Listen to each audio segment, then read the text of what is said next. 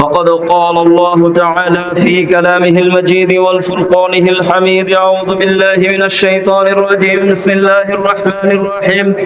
إن الله وملائكته يصلون على النبي يا أيها الذين آمنوا صلوا عليه وسلموا تسليما.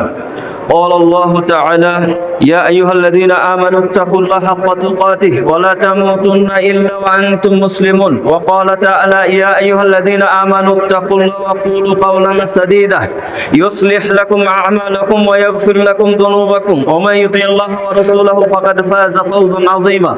وقال تعالى يا أيها الناس اتقوا ربكم الذي خلقكم من نفس واحدة وخلق منها زوجها وبث منهما رجالا كثيرا ونساء واتقوا الله الذي تساءلون به والأرحام إن الله كان عليكم رقيبا.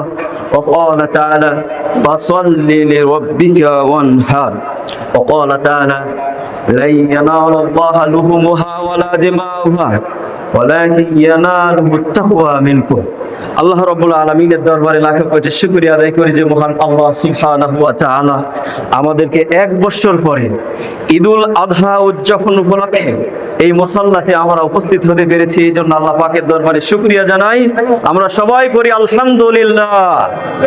লাখ কোটি দরুদ ও সালাম পেশ করছি বিশ্ব মানবতার মহান নেতা সাইয়্যিদুল মুরসালিন রাহমাতাল লিল আলামিন মুহাম্মদুর রাসূলুল্লাহ সাল্লাল্লাহু আলাইহি ওয়াসাল্লামের উপরে। সম্মানিত উপস্থিতি, ঈদুল আযহা আজকের জিলহজ মাসের 10 তারিখ আমরা উদযাপন করছি, অর্থাৎ আজকে কুরবানির দিন। এই কুরবানির দিনকে ইসলামী শরীয়তের ভাষায় বলা হয় ঈদুল আযহা, অথবা বলা হয় ইয়ামুল হজ্জুল আকবার, অথবা বলা হয় ইয়ামুন নাহার। নাহার শব্দের অর্থ হচ্ছে উটকে আঘাত করে, গলায় আঘাত করে রক্ত প্রবাহিত করাকে নাহার বলা হয়। এই জন্য বলা হয়েছে ফাসাল্লি লিরাব্বিকা ওয়ানহার, আপনি সালাত আদায় করুন এবং কুরবানি করুন। এই দলিল থেকে, কোরআন কারীমের এই দলিল থেকে প্রমাণিত যে আগে সালাত আদায় করতে হবে, এরপরে কুরবানি করতে হবে। আল্লাহ রাব্বুল আলামিন এই ঈদের সালাতটাকে আমাদের জন্য শরীয়ত সাব্যস্ত করে দিয়েছে। আপনারা জানেন জিলহজ মাসের 10 তারিখ পর্যন্ত, 1 থেকে 10 তারিখ পর্যন্ত অসংখ্য ইবাদতের সমাহার ঘটেছে, ঠিক না? এই 10 দিন সম্পর্কে ইসলামী শরীয়তে, কোরআন এবং হাদিসে গুরুত্বপূর্ণ কিছু বাণী উচ্চারণ করে দেওয়া হয়েছে। এই 10 দিনের মধ্যেই রয়েছে ইসলামী শরীয়তের গুরুত্বপূর্ণ কিছু ইবাদত। যেমন হজ আমরা পালন করেছি, এই হজটা ছিল এই 10 দিনের মধ্যে। যেই হজ সম্পর্কে বলা হয়েছে ওয়াল হজ্জুল মাবরুর লাইসা লাহু জাযা ইল্লাল জান্নাত, মাবরুর হজ, গ্রহণকৃত হজের প্রতিদান হচ্ছে আল্লাহর জান্নাত ছাড়া আর অন্য কিছু নয়। এই গুরুত্বপূর্ণ ইবাদতটা ছিল কিন্তু এই জিলহজ মাসের, তাই না? আবার আজকের এই দিন কুরবানির দিন। এই কুরবানির দিনটা ছিল অত্যন্ত গুরুত্বপূর্ণ একটি দিন। এই দিনকে মহান দিন বলা হয়েছে। মুসনাদে আহমদের হাদিসের মধ্যে রাসূলুল্লাহ সাল্লাল্লাহু আলাইহি সাল্লাম বলেছেন ইন্না আযামাল আয়ামে ইনদাল্লাহি তাআলা ইয়ামুন নাহার ওয়া ইয়ামুল কর। মুসনাদে আহমদের হাদিস, রাসূল সাল্লাল্লাহু আলাইহি সাল্লাম বলেছেন সর্বশ্রেষ্ঠ মহান দিবস হচ্ছে আজকের এই দিন। সর্বশ্রেষ্ঠ মহান দিন বলা হয়েছে। এরপরে বলা হয়েছে কুরবানির পরের 3 দিন, অর্থাৎ 4 দিন কুরবানি করা হয়। আজকের দিন বাদে আরো 3 দিন আমরা কুরবানি করতে পারবো ইনশাআল্লাহ। তো এই কুরবানির ব্যাপারে আজকের যে দিন কুরবানির দিন, এই জন্য এই দিনটি অত্যন্ত গুরুত্বপূর্ণ। আজকে দেখেন এই দিনটা কেন গুরুত্বপূর্ণ, এত কেন গুরুত্বপূর্ণ। এই কুরবানির এই বিধানটা আল্লাহ তাআলা শরীয়ত সাব্যস্ত করেছে। অতীতের জাতি থেকেও এটা চলমান হয়ে আসছে। আদম আলাইহিস সালাম থেকে শুরু করে, আদম আলাইহিস সালামের সময়ে কুরবানি ছিল না? ছিল। আল্লাহ রাব্বুল আলামিন সূরা আল হজ্জের মধ্যে উল্লেখ করে দিয়েছেন ওয়ালিকুল্লি উম্মাতিন জাআলনা মানসাকা, প্রত্যেক জাতিকে আমি আল্লাহ তাআলা কুরবানির বিধান দান করেছি। আল্লাহ তাআলা এটা কোরআন কারীমের মধ্যে উল্লেখ করে দিয়েছেন। এজন্য এই কুরবানিটা অতীত কাল থেকে চলমান হয়ে চলে আসতেছে। আজকে আমরা যে কুরবানির যে বিষয়টাকে কেন্দ্র করে আমরা যে কুরবানিটা পালন করি, এটা হচ্ছে ইব্রাহিম আলাইহিস সালামের সুন্নাত। ইব্রাহিম আলাইহিস সালাম এমন একজন নবী ছিলেন ছিলেন, যেই নবীর পরিবারটা ছিল ইতিহাসের আদর্শ অনুকরণীয় একটি পরিবার। আমাদের অধিকাংশ সুন্নাত, হজ এবং কুরবানিকে কেন্দ্র করে যে সমস্ত সুন্নাতগুলো আমরা পালন করে থাকি, তার সিংহভাগ হচ্ছে ইব্রাহিম আলাইহিস সালামের সুন্নাত। সুবহানাল্লাহি বিহামদিহি। এই জন্য আজকের এই দিন থেকে ইব্রাহিম আলাইহিস সালামের রীতি নীতি, ইব্রাহিম আলাইহিস সালামের শিক্ষা থেকে আমাদেরকে শিক্ষা নিয়ে আজকের এই মাঠ থেকে আমাদেরকে যেতে হবে। ইব্রাহিম আলাইহিস সালামের যে পরিবারটা গঠন করেছিল সেই সম্পর্কে আমাদেরকে একটু জানতে হবে। সেই সম্পর্কে আমি একটু ইঙ্গিত আপনাদেরকে দিচ্ছি। আমরা যে কুরবানিটা পালন করছি, এটি হচ্ছে ইব্রাহিম আলাইহিস সালামের স্মৃতিকে ধারণ করে আমরা এই কুরবানিটা করে থাকি, ঠিক কিনা বলেন? ইব্রাহিম আলাইহিস সালামের স্মৃতি না এটা? আল্লাহ তাআলা আমাদের জন্য শরীয়ত সাব্যস্ত করে দিয়েছেন। ইব্রাহিম আলাইহিস সালামের গোটা জীবন তিনি পরীক্ষার মধ্যে ব্যয় করে দিয়েছেন। এই জন্য আমাদেরকেও পরীক্ষা দিতে হবে। আমরা ঈমানের দাবি করলেই হবে না, ঈমানের পরীক্ষা আমাদেরকে দিতে হবে। ইব্রাহিম আলাইহিস সালামের সেই ছোটকাল থেকে শুরু করে মৃত্যুর আগ পর্যন্ত তিনি পরীক্ষায় দিয়েছেন, শুধু পরীক্ষায় দিয়েছেন। সেই ইরাকের বাবেল শহরে তার জন্ম। জন্মের পরে থেকে যখন বুদ্ধি জ্ঞানে এসেছে, তখন সেই জাতি ছিল মূর্তি পূজারী, মূর্তির পূজা করত ওই জাতি। কখনো সূর্যের পূজা, কখনো তারকার পূজা, এই সমস্ত পূজাগুলো করত। ইব্রাহিম আলাইহিস সালাম তাদের সাথে তর্ক বিতর্ক করেছেন প্রতিটা ক্ষেত্রে। তিনি তর্কে অনেক সময় তিনি যুক্তিতে হারিয়ে গিয়েছেন, কারণ তার কাছে এখনো ওহী নাজিল হয়নি। এই যে তারকার দিকে লক্ষ্য করেছেন, মনে করেছেন এটাই মনে হয় রব, কিন্তু দিন শেষে দেখা গেল ওই তারকাটা গত হয়ে চলে যায়। তিনি বললেন এটা তো রব হতে পারে না। চন্দ্রের দিকে দেখলেন, চন্দ্র মনে হয় রব, কিন্তু চন্দ্র তো ডুবে যায়, চন্দ্র রব হতে পারে না। এরপরে সূর্যকে দেখলেন, অনেক শক্তিশালী সূর্য, মনে হয় এটাই রব। দিন শেষে সূর্য যখন ডুবে যায়, এটা তো রব হতে পারে না। তখন তিনি বললেন এগুলো কেউ আমাদের রব নয়, আমাদের রব হচ্ছেন একজন। তিনি বলেন ইন্নী ওয়াজ্জাহাতু ওয়াজহিয়া লিল্লাযী ফাতারাস সামাওয়াতি ওয়াল আরদ হানিফাও ওয়া মা আনা মিনাল মুশরিকিন। তিনি বলেন আমি আমার দৃষ্টিকে, আমার গোটা জিন্দেগিকে আল্লাহ তাআলার নিকটে ফিরিয়ে দিলাম, যিনি ওই আকাশ এবং জমিন সৃষ্টি করেছেন। ওই রবের সামনে আমি আমার মাথা নত করে দিলাম। তিনি রবকে চিনতে পারলেন। যখন তিনি রবকে চিনতে পারলেন, যখন তাওহীদ একত্ববাদের দাওয়াত যখন জাতির কাছে তিনি দেওয়া শুরু করলেন, বিরোধিতা আসলো, সমাজ থেকে বিরোধিতা আসলো। তিনি মূর্তির বিরোধিতা করলেন, মূর্তিগুলোকে ভাঙলেন, ভেঙ্গে বড়টার গলায় ঝুলিয়ে দিলেন। জাতি এসে তাকে গ্রেফতার করলো, জিজ্ঞেস করলো ইব্রাহিম তুমি এই মূর্তি ভেঙেছো? ইব্রাহিম বলল আমি যে মূর্তি ভেঙেছি তার ডকুমেন্ট কি, তোমাদের কাছে দলিল কি আছে? বলছে আমরা মনে করি তুমি মূর্তি ভেঙেছো, কারণ তুমি মূর্তির বিরোধিতা করো। তখন ইব্রাহিম আলাইহিস সালাম বলছেন বাল ফাআলাহু কাবীরুহুম, ওই যে বড়টা, ওকে জিজ্ঞেস করে দেখো, ওই বড়টাই সবগুলোকে ভেঙে ও মাস্তানের মতো দাঁড়িয়ে আছে, ওকে জিজ্ঞেস করে দেখো। তখন জাতি বলল যে ইব্রাহিম তোমার ব্রেন বুদ্ধি কিছু ছিল মনে করতাম, কিন্তু দেখি এখন তোমার ব্রেনও নাই, বুদ্ধিও নাই, কিচ্ছু নাই তোমার। কারণ এই মূর্তি কথা বলতে পারে না, হাত নড়াইতে পারে না, খাইতে পারে না। এই মূর্তি কি করে আরেকটা মূর্তিকে ভাঙতে পারে? এটা কোনো কথা ইব্রাহিম?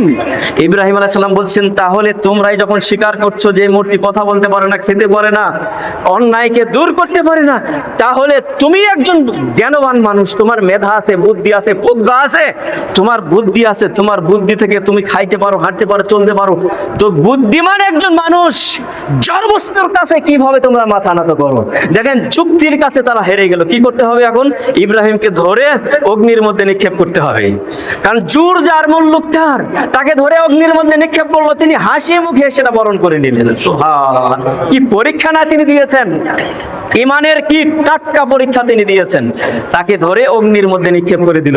আল্লাহ তাআলা অগ্নিকে নোটিশ করে দিল ইয়া নারু কুনি বারদাও ওয়া সালামান আলা ইব্রাহিম, আগুনের উপরে নোটিশ করে দিল আগুন ইব্রাহিমের প্রতি ঠান্ডা হয়ে যাও, নাতিশীতোষ্ণ হয়ে যাও, এসি হয়ে যাও।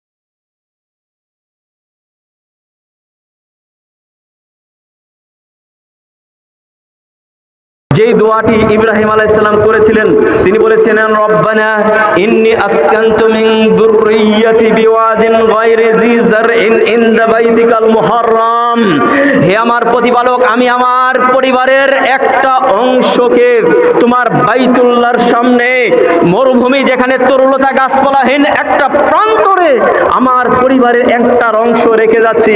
আল্লাহ তুমি আমার এই পরিবারকে হেফাজত করো। রব্বানা লিয়ুকিমুস সালাহ ফাজআল আফইদাতান নাস তাহওয়ি ইলাইহিম ওয়ারযুকহুম মিনাস সামারাত লাআল্লাহুম ইয়াশকুরুন।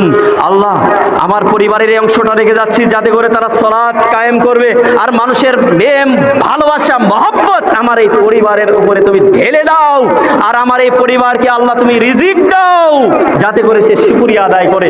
কি মহান দোয়া তিনি করেছেন। আজকে সৌদি আরব দেখেন, যে সৌদি আরব ছিল এক সময় গরিব রাষ্ট্র, তাই না, মরুবান্তর, যেখানে ফসল উৎপাদন হয় না, ইব্রাহিম আলাইহিস সালামের দোয়ার বদলতে দেখেন পৃথিবীর এক সম্পদশালী শক্তিশালী দেশে পরিণত হয়েছে। তেল, পেট্রোল, স্বর্ণ, এই সমস্ত মূল্যবান সম্পদগুলো আল্লাহ তাআলা রিজিক হিসাবে তাদেরকে দান করেছেন। সেখানে ফল উৎপাদন হয় না, প্রত্যেক বছর দেখবেন কি পরিমাণ লোক হজ করতে যায় আর কি পরিমাণ ফল ফ্রুট সেখান থেকে সরবরাহ হয়। সুবহানাল্লাহি বিহামদিহি। ইব্রাহিম আলাইহিস সালাম তার সন্তানকে রেখে আসলেন, সন্তান আর তার মা, এক মশক পানিটা শেষ হয়ে গেল, পানি শেষ, কয়েকটা রুটি ছিল, রুটিও শেষ, কি খাবে? আশেপাশে কোনো মানুষ বসবাস করে না, এই মরুপ্রান্তরে সুবহানাল্লাহি বিহামদিহি সেখানে বসবাস করতে লাগলেন।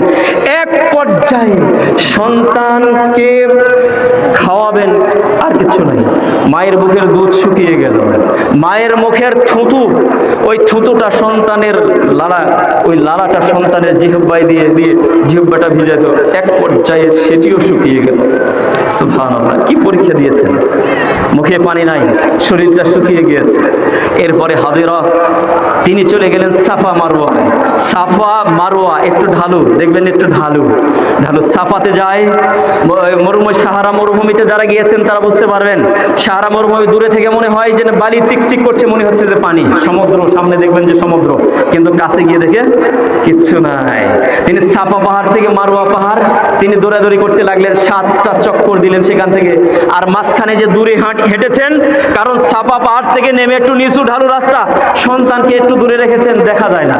আবার যখন ওই যে নিচু ঢালুতে যায় সন্তানকে দেখা যায় না, এই জন্য তিনি একটু দূরে এসেছেন, যাতে দ্রুত দূরে ধরে সন্তান যাতে চোখের আড়াল না হয়। আল্লাহ তাআলা এই বান্দির এই আমলটাকে এত বেশি গ্রহণ করেছেন, কিয়ামত পর্যন্ত সমস্ত হাজীদের উপরে সাফা মারওয়া সাই করা, দৌড়ানোটাকে আল্লাহ তাআলা ওয়াজিব করে দিয়েছেন।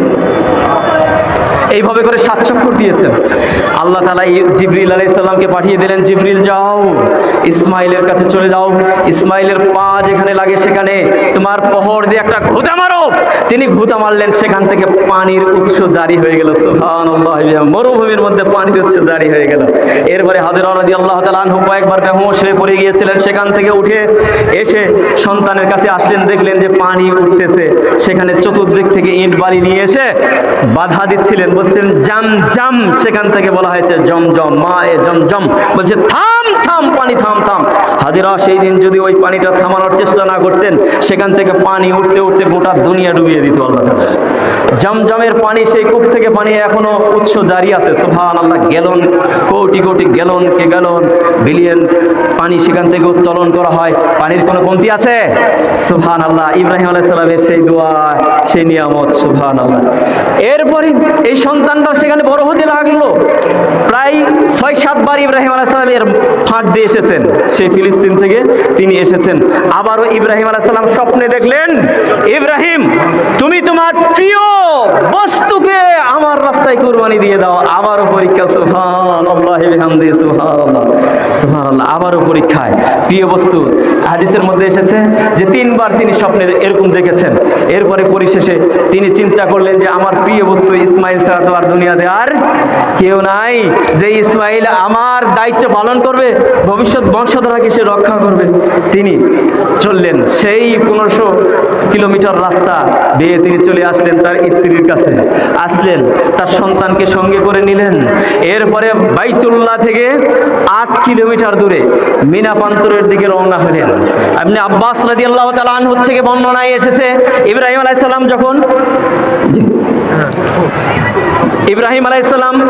সালাম যখন মিনা প্রান্তরের দিকে যাচ্ছিলেন, তখন শয়তান 3 বার বাধার সৃষ্টি করেছে, বাধা দিয়েছে 3 বার। এই জন্য ইব্রাহিম আলাইহিস সালাম প্রথমবারে বাধা দিয়েছে 60টা কঙ্কর নিক্ষেপ করেছেন, দ্বিতীয় বাধা দিয়েছেন 60টা, তৃতীয় বাধা দিয়েছেন 60টা, 21টা পাথর নিক্ষেপ করা আল্লাহ তাআলা কি করে দিয়েছেন? গোটা জাতির উপরে আল্লাহ তাআলা ওয়াজিব করে দিয়েছেন। সুবহানাল্লাহ। শয়তানকে তিনি পাথর মেরেছেন।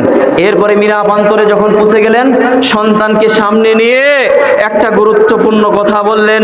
এটাই ইতিহাস, এটাই সেই কুরবানির ইতিহাস।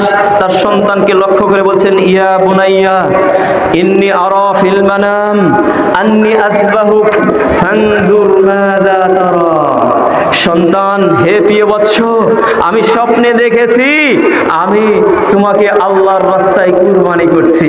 ফানজুর মাযা তারা, সন্তান এখন বলো তোমার কি মত। সঙ্গে সঙ্গে ইসমাঈল আলাইহিস সালাম বললেন, ইয়া আবাতিফ আল মা তু'মারু সাতাজিদুনি ইনশাআল্লাহু মিনাস সাবিরিন। সঙ্গে সঙ্গে বললেন, পিতা, আপনি যেটা স্বপ্নে দেখেছেন এটা সাধারণ স্বপ্ন হতেই পারে না, এটা আল্লাহ তাআলার পক্ষ থেকে নির্দেশ এসেছে, আপনি আপনার নির্দেশ পালন করুন। সুবহানাল্লাহি বিহামদিহি, সুবহানাল্লাহ। সম্মানিত উপস্থিতি, একটু মনে করেন তো, আমরা যদি আমাদের সন্তানকে যদি এই কথা বলতাম, দৌড়ে পালানোর সুযোগ ছিল, পালিয়ে চলে যেত। কিন্তু যেমন পিতা তেমন তার সন্তান রবের নির্দেশের সামনে কিভাবে নত স্বীকার করলেন। সুবহানাল্লাহ।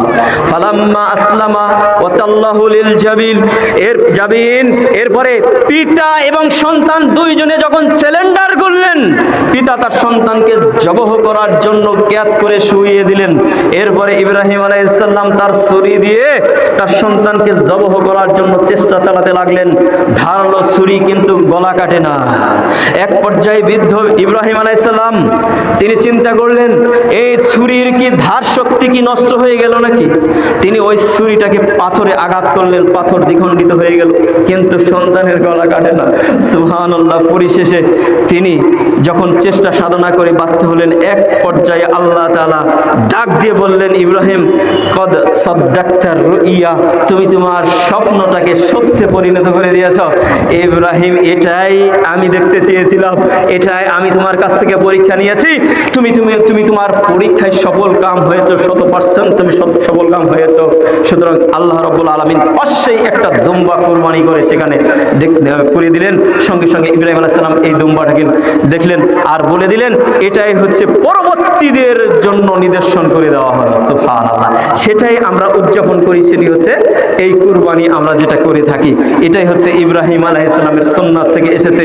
এই কুরবানিটা এটা আল্লাহ তাআলা আমাদের জন্য বাধ্য করে দিয়েছেন। রাসূল সাল্লাল্লাহু আলাইহি সাল্লাম বলেছেন, মান কানা লাহু সাআতুন ওয়া লাম ইউদাহি ফালা ইয়াকরাবান্না মুসাল্লানা। যে ব্যক্তি কুরবানি করবে না সেজন্য আমার মুসল্লায় না আসে। সাহাবাই রাসূল সাল্লাল্লাহু আলাইহি সাল্লাম যখন কুরবানি করতেন, সাহাবারা প্রশ্ন করলেন, হে আল্লাহর রাসূল, আপনি যে কুরবানি করতেন, মা হাযিহিল আদাহি, এটা কোন ধরনের কুরবানি? ক্বালা হাযা সুন্নাতু আবিকুম ইব্রাহিম, এটি হচ্ছে ইব্রাহিম আলাইহিস সালামের সুন্নাত। রাসূল সাল্লাল্লাহু আলাইহি সাল্লাম মদিনাতে 10 বছর থেকেছেন, 10 বছর কুরবানি করেছেন, সাহাবায়ে কেরামরা কুরবানি করেছেন। সুতরাং এই কুরবানিটা আল্লাহ তাআলা আমাদের জন্য শরীয়তবদ্ধ করে দিয়েছেন। এখন এই যে কুরবানি, এই কুরবানির বিষয়টা যখন আসে আমাদের মাঝে আরো কিছু কথা আসে যে ভাগে কুরবানি হবে কিনা, খাসি কুরবানি হবে কিনা, তাই না? এই ধরনের বিভিন্ন ধরনের কথা আমাদের মাঝে প্রচলিত আছে না? আছে কিনা বলেন, আছে কিনা? অনেকে বলে থাকেন 7 ভাগে কুরবানি হবে না। হবে কি হবে না বলেন? 7 ভাগে কুরবানি অবশ্যই হবে, কারণ হাদিসের মধ্যে এসেছে, রাসূল সাল্লাল্লাহু আলাইহি সাল্লাম বলেছেন, জাবের রাদিয়াল্লাহু তাআলা আনহু থেকে বর্ণনায় তিনি বলেছেন, খারাজনা মা রাসূলুল্লাহ সাল্লাল্লাহু আলাইহি সাল্লাম আমাল হুদাইবিয়া, হুদাইবিয়ার দিনে আমি রাসূল সাল্লাল্লাহু আলাইহি সাল্লামের সামনে বের হলাম। এরপরে রাসূল সাল্লাল্লাহু আলাইহি সাল্লাম কি করলেন? ওয়াল বাদানাতু আন সাবাতিন ওয়াল বাকারাতু আন সাবাতিন। রাসূল সাল্লাম 7 ভাগে উট এবং 7 ভাগে গরু কুরবানি করার নির্দেশ দিয়েছেন। আমরা রাসূল সাল্লাল্লাহু আলাইহি সাল্লামের সাথে কুরবানি করেছি, তাহলে দলিল আছে কি নাই বলেন? যারা বলেন যে 7 ভাগে কুরবানি হবে না, তারা বলেন যে এটা ছিল সফরের সময়ে, কিন্তু মুকিম অবস্থায় তো হবে না। একটা সূত্র মনে রাখেন, তাহলে এই দ্বন্দ্বটা প্রত্যেকের কাছ থেকে দূর হয়ে যাবে। সেই বিষয়টা হচ্ছে এই যে রাসূল সাল্লাল্লাহু আলাইহি সাল্লাম যখন কোনো বিষয়ে নির্দেশ দিয়ে থাকেন, সেটাই হচ্ছে শরীয়ত। বুঝতে পেরেছেন? রাসূল যখন সফর অবস্থায় হোক, মুকিম অবস্থায় হোক, যেই নির্দেশনা দেন সেটাই হচ্ছে ইসলামী শরীয়তের শরীয়ত, যতক্ষণ পর্যন্ত না তিনি সেটাকে নিষেধ করেন।